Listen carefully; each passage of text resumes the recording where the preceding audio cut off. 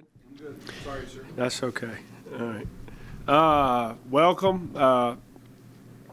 It's a big week this week. We got a very good opponent, a quality opponent. I think everybody in the nation saw them play the number 2 team in the nation, TCU, and play them very well. Have a chance to win the ball game in the fourth quarter. But even before that game, summer scouting, watching these guys on tape, very, very impressive. Their sound, offense, defense, kicking game. It's going to be a tough task for us this week. We got a lot of work to do to even give us a chance to be competitive on Saturday. What did you take away from filming your 2 quarterbacks? What did you see? I thought both quarterbacks played well in the game. They were going to the right spot with the ball, making good decisions, had velocity on the ball. Start with Nick, really pleased with how he threw it. He was decisive, except for the second pass of the game that kind of bounced out there to Dawkins. Other than that, when he threw the ball, there was zip on the ball, and it was in places where the guys could run with it and do something after the catch. He had 2 throwaways that might have looked like bad throws if you watch the tape, but he was just throwing the ball away. Hit the check down a couple times, which was nice to see. The opening drive of the second half, we caught a 4 vertical play, and they did a good job getting back, and he hit Odin on the check down for 12 yards, got the drive going. We went down and scored that drive. Coleman did some nice things, came in his first play, and we called it like a skinny post, a seam, expecting cover 3. They played cover 1, which was tight press man, and he stuck it on Joe in his heart with a lot of zip. His ball security's got to be better. He gets hit from the blind side at quarterback. Sometimes that's hard to hold on the ball. Had a bad snap on one of his drives, a high snap, and he jumped up and caught it, and then he tried to hand it off, which basically turned a bad play into a catastrophe with a fumble. And then on his interception, it was good coverage, but it was an underthrow, and the DB made a nice play. But like what I saw out of him, hopefully it'll get him some confidence. But it was really good to get both quarterbacks out there and have some success, and hopefully that'll help with their confidence, what we talked about after the game. How much did it help your confidence in Nick that you said you had a couple shaky practices leading up to the game, and then that he seemed to be so on coming in time? That was good to see, because you never know how a guy's going to perform when the lights are on. But he seemed confident, he seemed sure of himself, he seemed like he knew where his guys were going to be and trusted them, and they trusted him. So really, really, really pleased with how he played in the game, and hopefully we can continue to improve week to week at that position. What does that recognition mean as an MLS offensive player? Well, it means he had a good game. Some guys caught the ball and got in the end zone, and he had some good stats, really. But I know he's not concerned with that. But I think it's a good honor for him. It's a good honor for this team. Anytime somebody wins something and you get some publicity for Colorado State, I think that's always a good thing. But I think he knows. I think everybody on this football team knows we got a lot of work to do. We can't worry about what happened last week. We enjoyed it in the locker room and yesterday, but today we're back to work and working on Minnesota. Obviously, an opponent you outmanned. What did you really learn from that game film, from just that experience? Well, I learned what I expected going in, that we had guys that were going to play hard, no matter the situation, no matter what the scoreboard said, and really pleased with how hard our team played on both sides of the ball. It was tremendous effort. Guys, you turn on the tape in the first quarter to the fourth quarter, sometimes there were balls in the perimeter. We had 9, 10 hats defensively around the football, which was good to see. No matter who got on the field, guys were playing extremely hard and playing together.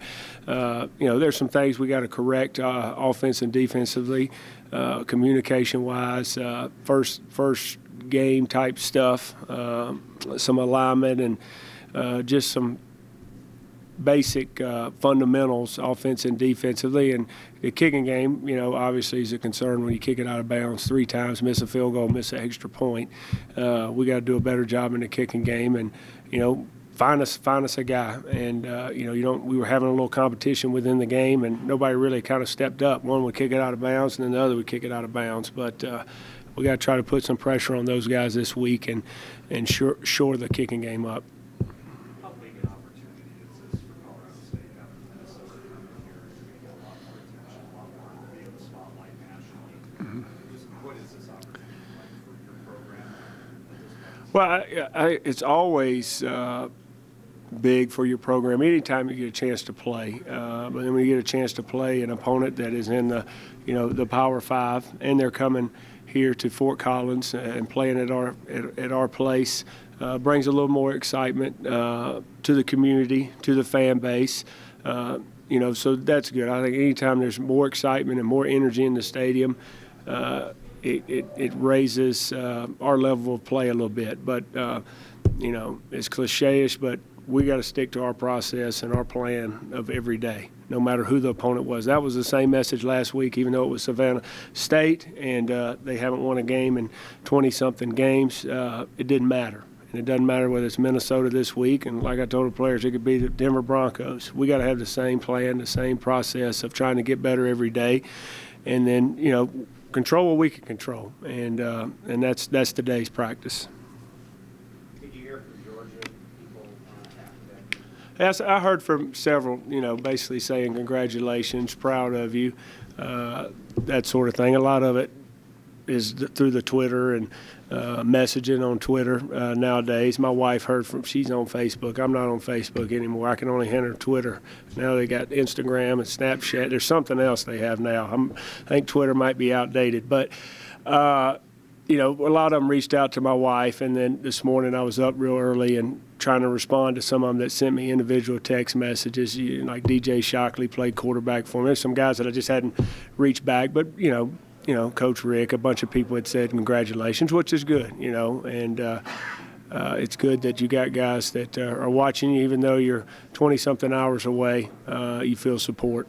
How about hosting family gathering and the family? Yeah, it was a big deal. I got home probably close to 8, and there might have been 40 people in the house, cousins, uncles, aunts, and it was good that we got a win, so I could smile and got to play a little cornhole in the backyard with the family and, just watch some of the game. I think we're watching Alabama and Wisconsin and just enjoy family. What is it that stands out to you about Minnesota when you watched them on tape? Just starting offensively, them on offense, I've always thought of Minnesota, and I probably remembered them more back when they had those two running backs. I think Colorado State played them during that time, Maroney and Mahoney, or maybe not Mahoney, something, but two M's, 22 and 24. Of being physical team. A lot of the Big Ten teams are. They're going to run the power. They're going to run the lead zone. And I'd seen them a couple years ago when I was at Georgia. They had played somebody we were playing in the bowl, and they were very, very physical. Turn on the tape, they're physical. They like to run the power, but they're a little bit more spread than I thought they would be, a little more one back. They're similar to us offensively a little bit. They'll get in the two back and run the power and the lead zone, and then they'll get in 11 personnel, 3 receivers, 1 tight end, 1 back, and run some zone and some passing game. They have more quarterback run than we do, and we use offense. We don't use any, but they have a big quarterback that can run. Watched their spring game on the Big Ten Network, and he had a scramble, and he just outran everybody on their defense. So he's big and strong and fast. The blueprint of their team is we're going to try to be physical and try to spread you around a little bit offense. Defensively, secondary jumps out at me big time. I think number 29 was the all-conference player, and he is very, very good. He's aggressive and takes chances and usually is right, whether it's in the run game or the pass game. 31, I think, is an exceptional cover guy at corner and got 2 safeties that can tackle. They don't miss tackles. They rarely miss tackles. When they tackle, they wrap up. Do a nice job of tackling in the open field. Very aggressive front 7. They're going to attack you. They're going to be downhill at linebacker and even at safety. And then they've got an outstanding kicking game. To me, overall, if you take all 3 phases, you see a sound football team that when you turn on the tape, obviously I'm watching more of their defense. They're where they're supposed to be. They're playing the gap they're supposed to be. They're in the coverage. There's not a lot of bust. And it doesn't look all that complicated, but usually when you see a team that, you know what they're going to be in, that means they're pretty good at what they do. And do you have a grasp yet on how good your team is, and how are you eager for this this game to kind of further? You're always looking for tests to get tested and strained and put through some adversity. And I talked about it last week. I hope we had some adversity in the ball game. We really didn't have any when they snapped the ball over the head twice and we go up 7 and score 14-0. But we hadn't had that adversity in the game and get tested. So we're going to get tested this week. It's going to be a fight. And so I'm interested to see how our guys respond. I believe we're going to respond well, but it's a tough challenge because they're a very good football team. Did your offensive and defensive fronts show you at least the inclination that they're going to be a physical team like you Defensive front, I thought, played very well. They were attacking and playing fast and running to the football. We're able to put pressure with some of our games up front. Really did not get tested physically. There was a lot of spread runs that Savannah State did. We'll get tested physically at the point of attack this week. There at some point during that ball game, Minnesota's going to line up and say, we're going to see if you can stop the run. So it'll be a big test this week. Offensive line, I thought we played hard. I thought the 2 tackles played really well for us. Inside, we didn't play as well as we need to play. We had way too many missed assignments for an offensive line to have. A lot of the pressures and stuff were due to missed assignments, and we can't have that if we want to be successful. We're basically getting the quarterback hit when he shouldn't get hit. If a guy blocks him and he beats him, that's one thing, but just turning guys free, we can't have that. I have not. Just a lot of respect for him when you watch the tape of how his team plays, and obviously we all know what he's gone through the last several years, and just how he perseveres, and he's probably a great example of how to handle adversity to his team and keep going and being there for his family. So there's no doubt why you can see how hard those guys play for him. You had like Zach makes his first start. You already know about Nick. You kind of touched on that, but 4 freshmen who played. The new guys that you introduced to college football this weekend. How did they grade out? How did you like how they handled the situation? Yep, obviously the first 2 I thought did really well. Isaiah Matthews ran hard. I think as the game went on and he got more carries, he became more comfortable. His first run, I wouldn't say was timid. He hit it up in there, but he's a back that probably needs more touches to kind of wear on a team and be a little more successful. He's not going to be a guy that's going to make a lot of guys miss. He needs to double-digit carries to have an effect. Colby Meeks, was about like a freshman in the first game, but we got to get him ready, got to get him out there. And even being on field goal, he's on field goal to get out there and get hit and be in a game and have a responsibility. It seems like it's not that big a job, but it's very, very important that we protect on extra point and field goal. B.C. Johnson, probably should have. If I had to do it over again, I would like to get him in the game earlier than we did. But to see him come in there and make a catch and just have some patience on that run and not panic and look like a football player was good. And he'll get more opportunities this week to see if he can earn more playing time in first half of a ball game. Braylon Scott was the other guy on defense. Playing on punt return, had some reps on kickoff coverage, and then played a little bit in the secondary in the second half. Played a little bit tentative. Played like a freshman. Kind of was where he was supposed to be, but didn't probably compete at the level that we wanted him to. But we all believe it's in him. That's why it was good to get those guys in the action, to go out there and say, hey, I can play at this level. I need to just cut it loose just like I would at high school. And I think that's a lot of it, is get them out there believing that, hey, you can cut it loose. Zach was pretty impressive as a Golditch, yeah. Yes, he did a nice job. Had a couple mistakes. I think there was only one winner that graded out on the offensive line, and that was Sam Carlson. But Zach played well. Just some little things, technical, fundamental things he's got to clean up. But I've said all along he's a talented individual. Knock on wood, he stays healthy, and he's still got to get a little bit bigger and stronger. But he's going to be a good player for us. Speaking of Sam, he's going to be in here a little while. He talked to us obviously, but just how valuable is it to have a hometown kid play the kind of role he is? He's been through the program. What does that mean long term? I mean, you had guys like that at Georgia. What does that do for the program? Well, for starters, after we finished and I got finished talking, he got everybody together to sing the fight song, and I didn't know we did that in the locker room. So he helped me out there because he's been around, and obviously we've done that here, and I don't want to screw with any kind of tradition. And he led the team. I texted him last night and I said, I appreciate you how you did that and helped me out. But he's going to be another captain for us this week. He's a kid from right down the road. Was he a walk-on or was he a scholarship kid? He was scholarship, but But it was the last minute. okay. But he's playing as well as anybody we've ever had at the offensive line position because every day he takes it serious. He's trying to get better. He is tough. He's athletic. He can bend. But he cares about Colorado State. He loves putting on a uniform. He takes pride in it. And when one of your guys, your better players, who's a senior and is from this state, becomes one of your leaders, I think that's always a good thing for your football team. And he was not an outspoken guy when we got here. But when I had my exit meetings with all the players, every player to a man, when I asked who the leaders are on the football team, said Sam Carlson.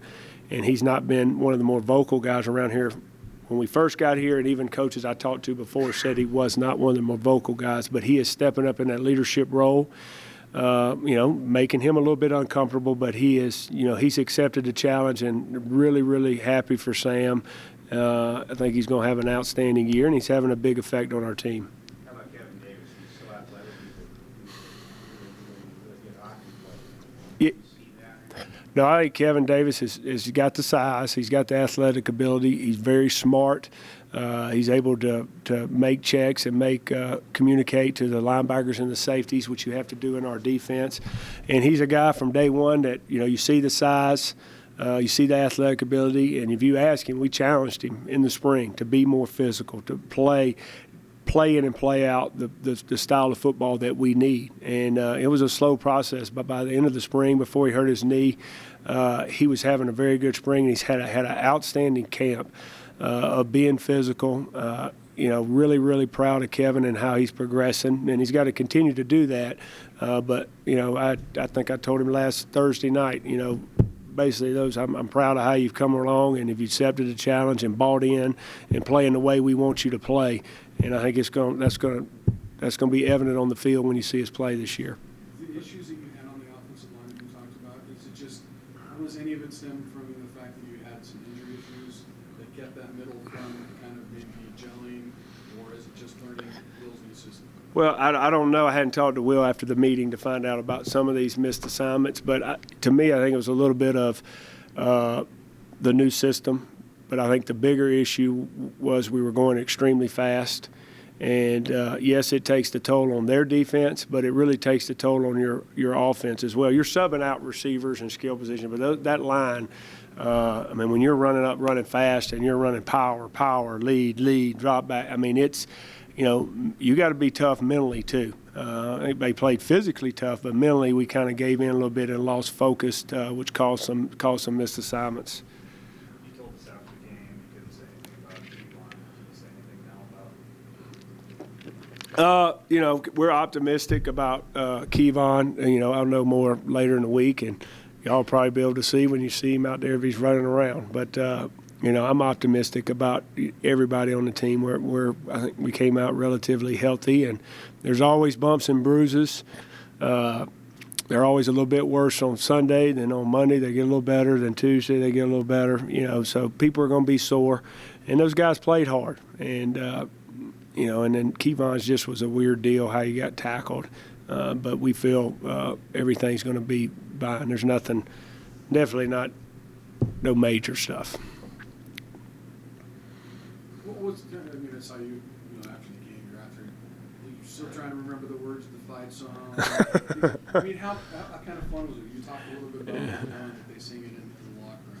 Yeah. How kind of interesting was it for you to kind of go through some of those things in that kind of setting, after a victory and enjoy it, and learn some of those other things that always been forewarned you about? I thought it was awesome. My whole life, I've seen these other universities that sing the fight song with the band and get everybody involved in the pride of the university. And we didn't do that at Georgia, and I've always wanted to do that. So I enjoyed it. I got a few of the words down. I got to do better. I definitely don't know the alma mater, but I got the swaying back and forth down. But I'm on slow dance. That's about how I can dance. But I think it's great that you sing a fight song and you sing it with your band and your student body, and then you get in there and sing it again. That it's about this university and what we're trying to do. Did you realize there was that much singing involved with being the head coach? No, I didn't, but I'll get it down.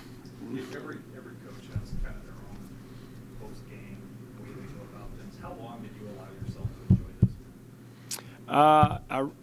this? I enjoy every win. It's like I walked in the locker room and told the guys, we're kind of sitting there. We won handily, and everybody. I'm like, every time we win is a great day, and I want to get excited about it.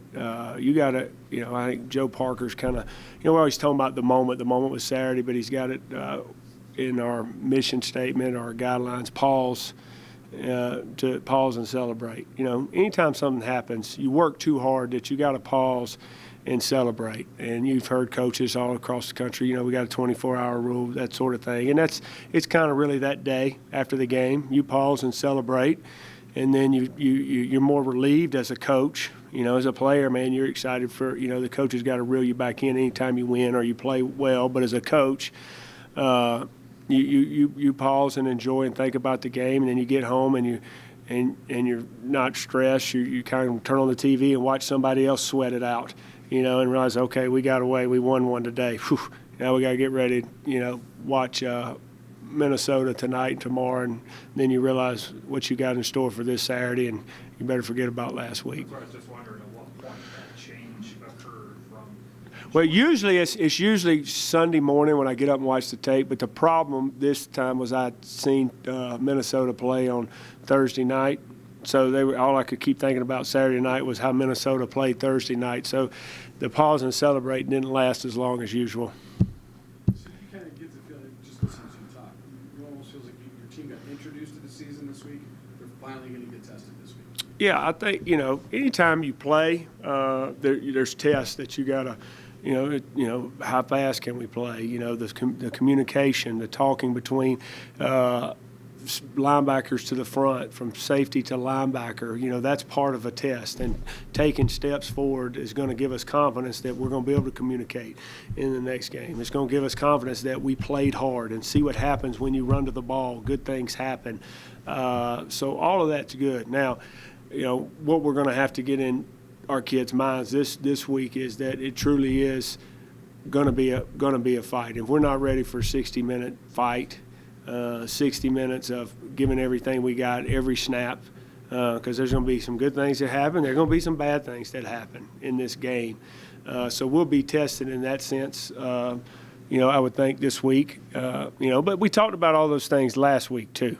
Every time you step on the field, you owe it to yourself and your teammates that you play for 60 minutes, and no matter who the opponent is, and that's kind of going to be our mindset. Minnesota's a great football team, very good football team, and we know we got a lot of work to do, but we got to handle what we can control and go out there and expect. You're going to picture yourself. You always talk about picture yourself making good plays and making the play, the interception, or making the tackle, or making the catch, or running the route versus coverage. But you also got to picture yourself, how you're going to handle things when things don't go well. Get your mindset ready in that. So I think sometimes we all get our mindset of when things are going good, we got to also think about, all right, things aren't going to go as well as we like or well as we practice. This play that we practice that we think is perfect versus this front and this coverage might not work. What are we going to do? Is the whole game over? No, we got to line up and play the next play. What was the most pleasant surprise from this game for your team? Was there something that just jumped out at you like, boy, I didn't know we could do that as well as we did? Well, I was pleasantly surprised for the defensive front, how hard they played, and how they ran the ball, and how they had put pressure on the quarterback, which was good to see. That was, if you had to name one thing, I was pleased with the defensive front. Coach, a lot of the news about the passing game, obviously, that's an Mm-hmm. improvement, player of the week award, but what did you see out of your running game that you liked? A lot of your guys had huge yards per carry averages. Mm-hmm. Jason Noble specifically on that, Ron being patient. Yeah. Guys. Well, I mentioned after the game that we wanted to start this game fast, and you can start it fast by running or throwing, but we wanted to go through the air and kind of get these guys running sideways to sideways, and hopefully the altitude would hurt them a little bit. And so that was our plan going in, and then get them tired and then run the ball, which, basically we did that and ran it in the second half. The first drive of the second half was a lot of runs. The last drive of the game was a lot of runs, but when we lined up and we wanted to run the ball, I thought we were able to run the ball, except for the one fumble, which was good to see. Early in the game, I thought we were tiptoeing a little bit on some runs, and as the game went on, we were running hard and running with a physical mindset at tailback, which I like to see. But, we're going to have to be balanced. I don't expect us to be throwing 5-6 touchdowns every game. We're going to have to find different ways to move the ball, and we got to be able to run the ball and throw the ball equally effectively.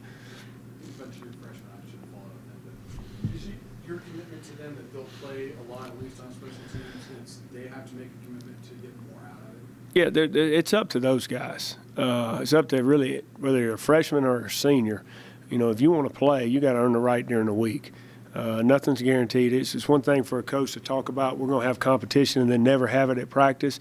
Then your players are not going to believe anything you say. If I say we're going to compete at practice, and if you practice better than you're going to play, then that's what we got to stick by as coaches. In saying that too, now that BC Johnson and Izzy Matthews played, now they're going to be given more opportunities on special teams to compete at a special team. BC Johnson wasn't on a lot of special teams because we were still in the gray area. Now that he's played, Coach Hammerschmidt is going to give him the opportunity today, tomorrow, Wednesday to prove that, does he deserve reps on Saturday. Same thing with Isaiah. Would you tell Jordan I just looked at him, shook my head today when I saw him. But it's embarrassing for him. It's embarrassing for us, but we always talk about, I said it on Saturday after the game, the little things. You finish everything through the whistle. And there's a prime example of somebody not doing what he's supposed to be, being high and tight until the whistle blows. And, it cost him and Colorado State a 100-yard touchdown return. Is embarrassment enough for him. It's one of those things, maybe it was a different situation. I might have acted a little different, but it's really nothing. It's one of those self-evident things when you see, you're like, I think sometimes when you get on a player, they look at you like you're crazy. It was one of those times you don't even have to say anything. They know that they screwed up. Did you write a check? I haven't. Paul just informed me that we haven't got the numbers yet. When I walked in here, he said they're going to ask you about the check, and I haven't. Maybe they're just trying to see if they can sell some more season tickets, so I write a bigger check. I don't know. It was supposed to be Saturday. Saturday was the cutoff, so maybe they're trying to still sell a couple hundred, which is a good thing. I don't know. You don't mind pushing that deadline a little bit? I don't know. I got to ask my wife that. I told y'all she's in charge of the money. One more thing. Our captains this week, okay, special teams is going to be Jake Slager, who you turn on the tape, there's not a guy that gives more effort on special teams than probably anywhere in the country. He's really, really impressive how he sells out. And special teams is all about being unselfish. Defensively, it's going to be kind of what I was talking about a minute ago, Kelly. The defensive front really impressed me. It's going to be Martavius Foster. And I talked a little bit about him on Saturday, how proud I am of him, how far he's come. And then Joe Kowalik. And then offensively is going to be Sam Carlson, who we talked about. So Carlson, Martavius, Kowalik, and Slager. All right. If we can get a wheel linebacker, we might play better. Oh, there's Kevin back there. So did you really defensive play of the game to cover a fumble? It was exciting, a little bit unexpected, but I think it was a boost for our defense. Really get going and a little boost for the offense too, so it was good. Kevin, Coach talked Mm-hmm. What did you think about what those guys in front of you were doing, and how did that make your job easier? Yeah, I think they played awesome.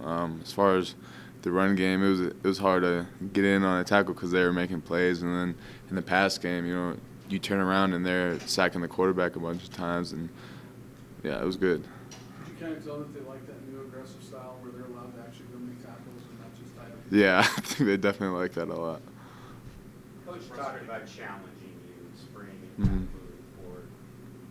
How did you respond to that? What did he say? How did you respond to that? And how will you continue to respond? He just, as far as me or the Yeah. defense, he just, for me, he wanted me to be a lot more aggressive, and so I try to, day in day out, I try to be a little bit more aggressive in the run game. So.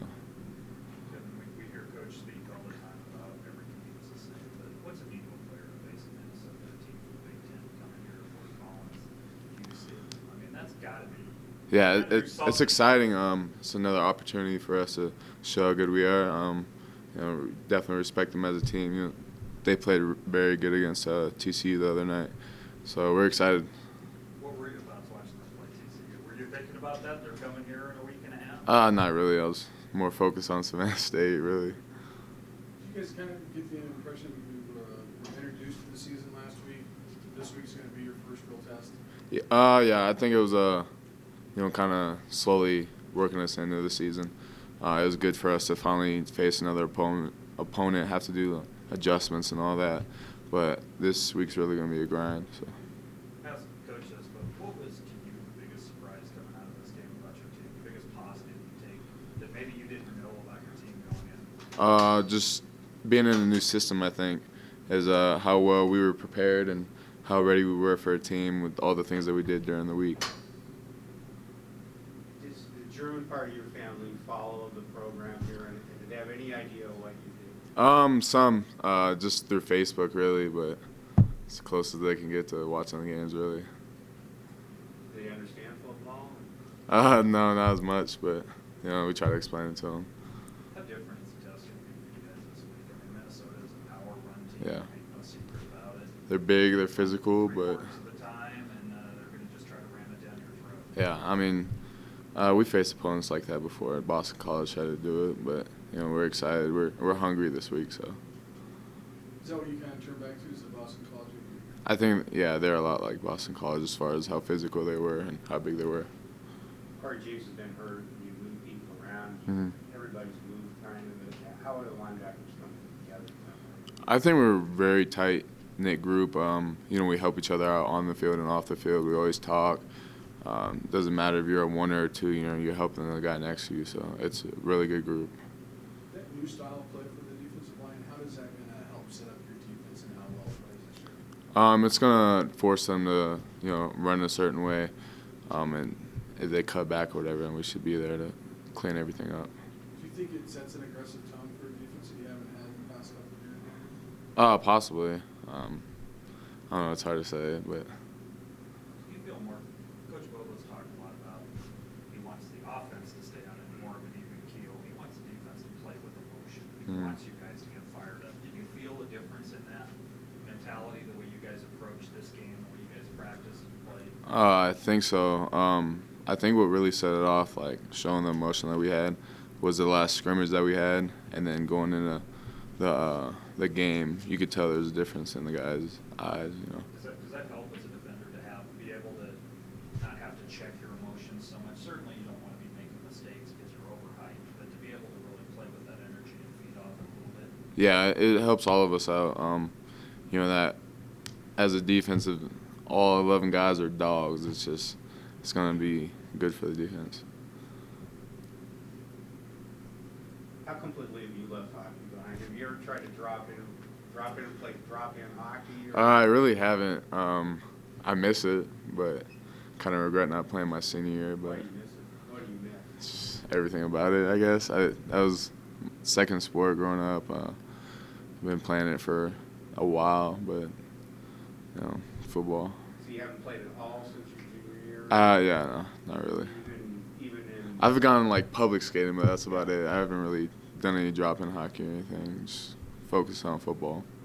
Kevin, you're on the other side of the ball, but what's Sam Carlson like as a teammate and as a leader of this team? He's a quiet guy, yeah. but He's quiet, but he's a guy that everybody looks up to because he does the right things. Yeah, great guy. he kind of helps some of you that aren't from Fort Collins get a little bit more comfortable around town, things like that, because he grew up here. Yeah, a bunch of us went out to his house, to his family's house, and hung out there, and it was a good time. He took us in. His parents took us in. It was a good time. Was that like your freshman year? This was actually this summer. Yeah, Okay. yeah, but it was good. How many's a bunch? Like It's probably 20? 10 to 15 of us, maybe. You're from Colorado. Is it weird to be playing Colorado? You don't want to look ahead, but playing Colorado in the third game instead of Kind of, yeah. It's a little bit different this year, but it's good because, like I said, new defense and be able to work into it, working in the season. I think it's positive for us. Did you feel like you were able to work out some kinks, learn some, did things Yeah. become clear once you put them in practice in a game? Oh, yeah. I think personally, I think the first half was a little, still getting used to things, but by the second half, everything was good. With Corey getting hurt a little bit on Saturday, Mhm. three of you guys leading tacklers weren't starting linebackers. How good as a group do you think you guys are, and how impressed were you with those guys who kind of just came in and stepped up? I think we were very good as a linebacking core, but then again, the D-line was making plays. The safeties were down making plays. Just because we're not making tackles, we're still doing our job and creating opportunities for other guys.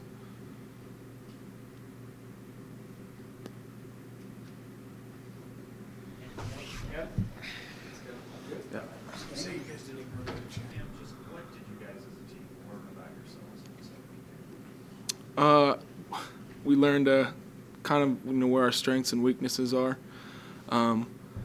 We have a lot of things we have to get better at. We learned that definitely. We can't get complacent and with things like that. I don't know. We learned a lot about our strengths and weaknesses. I guess I know. We won, obviously. I mean, that was a strength, a good thing. But we have a lot of things we need to get better at before this week comes, or else we could be in trouble. We talked to you a lot about the up-tempo offense and how it's really going to affect you guys up front. How did it really affect you guys up front? I think it caught us a little off guard. We didn't quite practice as fast as we normally did, or as we played, and so it kind of got to us a little bit. And so that's something we need to get better at. Getting a little bit better condition for this week. And but I thought when we did it well and when we got to the ball fast, you really could tell that it was wearing the defense down as well. Did it feel like you got fatigued at times and that left some mental mistakes? Because, like I said, you guys played physically, Mhm. but mentally you didn't play opposite way. Yeah. When you're tired, you're gonna have those mental mistakes because you're just worrying about getting to the ball basically and getting off the ball rather than what you're supposed to actually do. And so that's another thing we can get better at this week. How do you feel about the faith that they're kind of showing in you as a leader? Is it uncomfortable at times for you? Not really. It's something that as a senior I need to be able to do is lead this team, and so the faith that they're placing on me, is nothing I can't handle, and so something I feel, if they're putting it on me, they're not going to put anything on me I can't handle. So. Is that sometimes hard as an O-lineman, though? You're used to kind of just being the quiet guy in Mhm. the trenches, do my job. Mhm.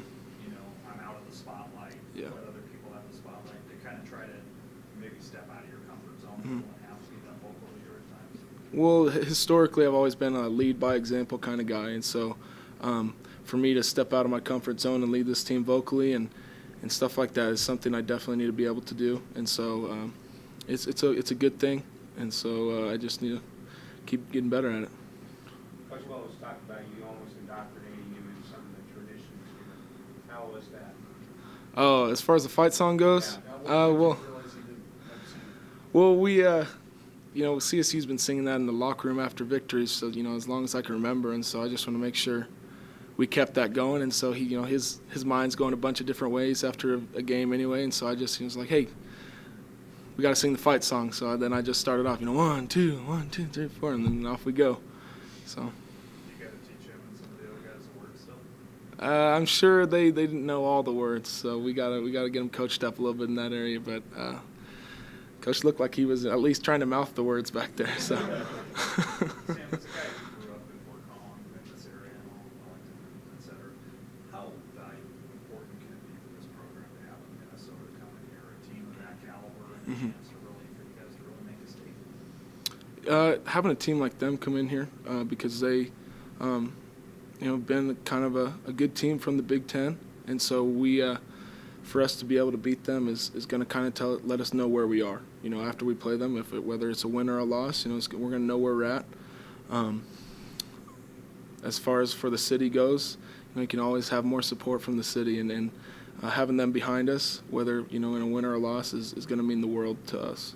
And so, you can always get better as a player, but if you can improve the place where you're from, from as a standpoint from being from here, it's always a good thing. Coaches always say that the biggest jump made in any season is from week 1 to week 2.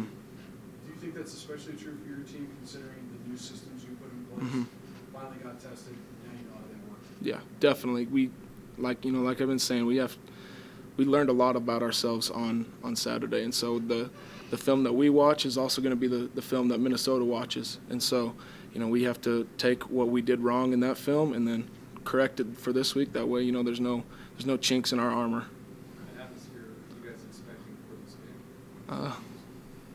Hopefully, it'd be great to get a sellout. That'd be something that we feed off of. The energy that comes from the crowd is something that we definitely feed off of and gives us just that much more energy to go out there and play. Did you watch them play Thursday night at all, or have you watched them since? And then what kind of stood out to you about that defense, especially they hold a team like TCU to 23 points? Yeah, I got to watch them a little bit on Thursday. Obviously, our mind was focused on Savannah State at that point. But they, like you said, they held TCU to 34 points, right? 23. So 23 points. Okay, wow. Yeah, so, it's if you're doing that, you got some studs on defense. And so we have to be able to counteract that and do our job on offense. As a tackle, were you happy with the way that Zach played in his first start?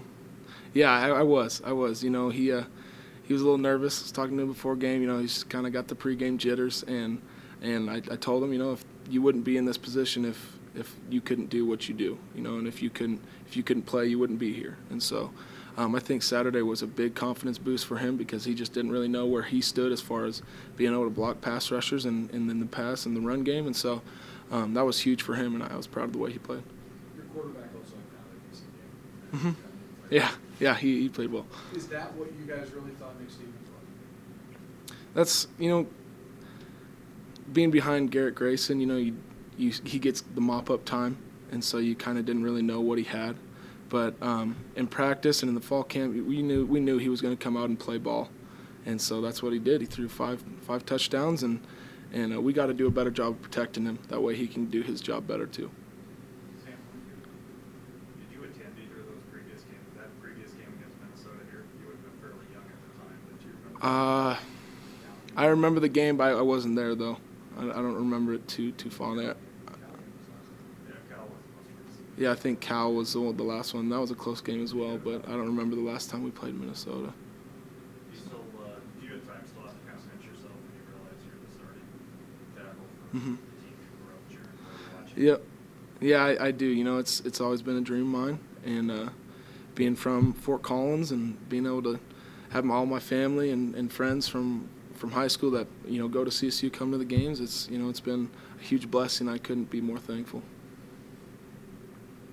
I heard your parents entertained a fairly large portion of the team over the summer, Kevin told us. Yeah. Is that like a regular thing, or was this a one-time deal, or what? Well, usually, go home is a place where I go to kind of get away from everybody on the team, and it's a place, we live out east of Wellington, about 5 miles, so I go out there and just kind of to get away from the team and everything like that. And so a couple guys on the O-line, Fred and Jake, give me crap for not ever taking them out there because, we have some land and we're allowed to do some hunting on it and stuff like that. So they finally come out and they had a great time. And so we were able to have, Kevin, Eric Williams, a couple of the guys out for a bonfire and do some hunting, stuff like that. So, yeah, it's not a regular thing, but it probably will be now. I think they've already tried to book my parents' house for the bye week. So. So when now that they know where you live, Yeah, I can't really stop them. They know where I am now, so we gotta bar the gate open so they can't get in. Going in camp, it looked like you were on the left side. Mhm. Now you're on the right side.